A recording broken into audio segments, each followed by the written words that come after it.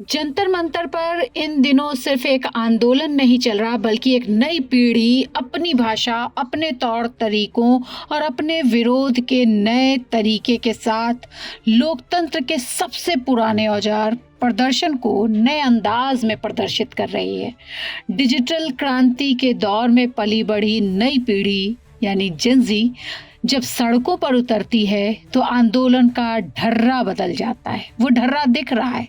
जब आप Connaught place स्थित जंतर मंतर पर कदम रखते हैं तो आपको एहसास होता है कि यह पारंपरिक दौर का धरना नहीं है, यह आज की नई पीढ़ी यानी जेनजी का आंदोलन है। ऐसे कई बानगी देखने को मिली इस आंदोलन में जिसने ये बताया कि ये जेनजी न किसी से डरते हैं, अपनी बात रखते हैं और सीना चौड़ा करके चलते हैं। ये आंदोलन भी अलग है।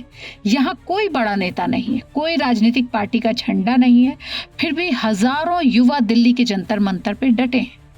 ये वो पीढ़ी है जिसकी अक्सर रील वाली या ओटीटी वाली जेनजी कहकर हल्के में लिया जाता है, लेकिन जब यही जेनजी सड़क पर उतरती है तो आंदोलन का तरीका ही बदल जाता है और सिस्टम के सामने सवाल भी, आखिर जंतर मंतर पर क्या बदल रहा है। जंतर मंतर पहुंचते ही जो चीज मौजूद महसूस हुई, यहाँ कोई भीड़ नहीं है, यहाँ सभी एक दूसरे की मदद करने आए हैं। आप याद कीजिए 20 जुलाई के वो सोशल मीडिया पे चल रहे वीडियोस और रील्स जिसमें आपको पता चलेगा कि इसमें आए थे महाराष्ट्र, पंजाब, मध्य प्रदेश, राजस्थान, यूपी, बिहार। कोई ऐसा राज्य नहीं था जहाँ के युवा यहाँ पे मौजूद नहीं थे। देश भर से आए युवा यहाँ प्रदर्शन कर रहे थे। कोई चुपचाप खड़े थे, कोई कह रहे थे और मारो और मारो। इनका कोई नेता नहीं था बल्कि एक मुद्दे के साथ यहाँ पे वो खड़े हुए थे। कई बार लगता है कि सब कुछ अपने आप हो रहा है। अगर आप वहां जाएंगे तो कई बार सब कुछ बेहद व्यवस्थित दिखाई देता है, लेकिन एक बात साफ है, इस भीड़ को कंट्रोल करना अब न पुलिस के बस में रहा है और ना ही सरकार के, ना ही छात्र प्रतिनिधियों के लिए, क्योंकि जेनजी किसी व्यक्ति को नहीं बल्कि एक विचार को फॉलो करता है। पोस्टर, सोशल मीडिया और बेबाक सोच। इस आंदोलन में सिर्फ नारे नहीं बल्कि हर पोस्टर एक स्टेटमेंट है। कहीं गुस्सा है, कहीं व्यंग्य है, कहीं उम्मीद है और कहीं संविधान। सोशल मीडिया पर पली बढ़ी ये पीढ़ी कम शब्दों में बड़ा संदेश देती है। इमोजी से आंसू बहाती है, लेकिन वो आंसू नहीं होते, वो लोटपोट हो रहे होते हैं। उनके पोस्टर उनके इंस्टाग्राम स्टोरी की तरह छोटे, तेज और सीधे दिल पर असर करने वाले हैं। एक घटना इस सोच को और साफ करती है कि धरने पर बैठी एक छात्रा को पिता का फोन आता है। उन्होंने कहा, अभी घर लौट कर आओ नहीं तो खर्चा बंद कर दूंगा। छात्रा का जवाब था, पापा बात पैसों की नहीं मेरे भविष्य की है। दूसरा एक और सीन बताती हूँ। पटना में विरोध प्रदर्शन चल रहा है।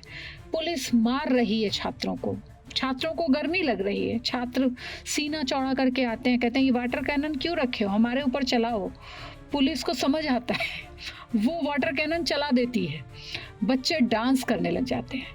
तो विरोध भी, एंजॉय भी, ये है इनका अंदाज। पिछले कुछ दिनों के आप मीम्स देखिए, वीडियोस देखिए, वो सब यही कर रहे हैं। वो डांस भी कर रहे हैं, प्रदर्शन भी कर रहे हैं, लड़ाई भी कर रहे हैं।